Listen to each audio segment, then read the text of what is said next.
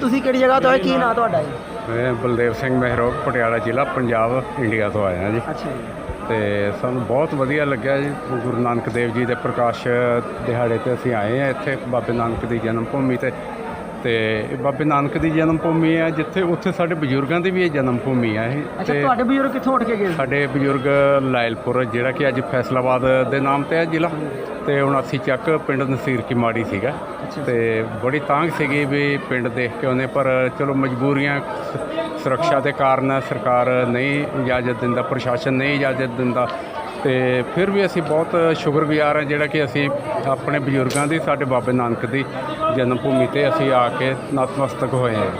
ਅੱਛਾ, ਤੇ ਤੁਸੀਂ ਕੀ ਚਾਹੁੰਦੇ ਆ? ਦੋਵਾਂ ਸਰਕਾਰਾਂ ਨੂੰ ਚਾਹੀਦਾ ਵਾ ਕਿ ਸਾਡੇ ਜਿਹੜੇ ਬਾਰਡਰ ਦੀਆਂ ਤਾਰਾਂ ਸੁੱਟ ਦੇਣ ਤੇ ਆਵਾਮ ਖੁੱਲੀ ਇੱਕ ਦੂਜੇ ਨੂੰ ਮਿਲੇ? ਹਾਂਜੀ, ਦੇਖੋ ਆਵਾਮ ਤਾਂ ਜਿੰਨਾ ਇੱਥੋਂ ਪਾਕਿਸਤਾਨ ਦੀ ਆਵਾਮ ਦਾ ਸਾਨੂੰ ਪਿਆਰ ਮਿਲਿਆ, ਮੈਂ ਕਹਿੰਦਾ ਵੀ ਅਸੀਂ ਸਾਰੀ ਉਮਰ ਉਹਦੇ ਰਿਣੀ ਰਹਾਂਗੇ।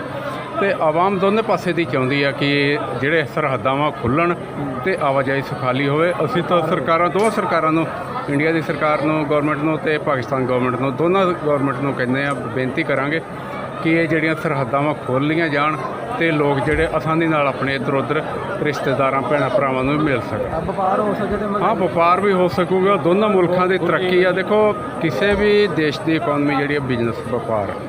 ਜੇ ਵਪਾਰ ਖੁੱਲੂਗਾ ਤਾਂ ਵਪਾਰੀ ਵੀ, ਕਾਰੋਬਾਰੀ ਵੀ, ਤੇ ਦੋਨਾਂ ਮੁਲਕਾਂ ਦੀ ਆਵਾਮ ਵੀ ਜਿਹੜੀ ਹੈ ਤਰੱਕੀ 'ਤੇ ਹੋਊਗੀ। ਤੇ ਜੇ ਕਾਰੋਬਾਰ ਸਰਹੱਦਾਂ ਬੰਦ ਰਹੀਆਂ, ਵਪਾਰ ਵੀ ਨਹੀਂ ਖੁੱਲੂਗਾ, ਤੇ ਉਹਦੇ ਨਾਲ ਨੁਕਸਾਨ ਦੋਨਾਂ ਦੇਸ਼ਾਂ ਦਾ ਨੁਕਸਾਨ ਹੈ।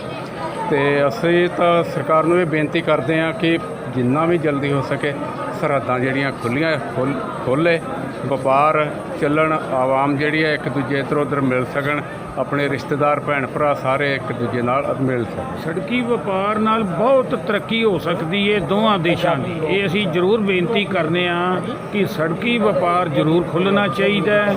ਇਹਦੇ ਨਾਲ ਦੋਵਾਂ ਦੇਸ਼ ਜਿਹੜੇ ਨੇ ਉਹ ਖੁਸ਼ਹਾਲੀ ਵੱਲ ਨੂੰ ਹੋਰ ਜ਼ਿਆਦਾ ਵਧਣਗੇ, ਪਿਆਰ ਹੋਏਗਾ, ਖੁਸ਼ਹਾਲੀ ਹੋਏਗੀ ਤੇ ਆਪਸੀ ਮੇਲ ਜੋਲ ਵਧੇਗਾ। ਇਹੀ ਸਰਕਾਰਾਂ ਅੱਗੇ ਬੇਨਤੀ ਅਸੀਂ ਕਰਨੇ ਆ ਵੀ ਵਾਹਗਾ ਬਾਰਡਰ ਹੈ ਜਿਹੜਾ, ਵਾਹਗਾ ਬਾਰਡਰ ਜਿਹੜਾ ਮੇਨ ਸਰਹੱਦ ਹੈ ਜਿਹੜੀ ਪਾਕਿਸਤਾਨ ਤੋਂ ਅੱਗੇ ਏਸ਼ੀਆ ਨੂੰ ਵੀ ਜਾਂਦੇ, ਯੂਰਪ ਜਿਹੜੇ ਹੋਰ ਕੰਟਰੀਆਂ ਨੂੰ ਜਾਂਦੀ ਆ।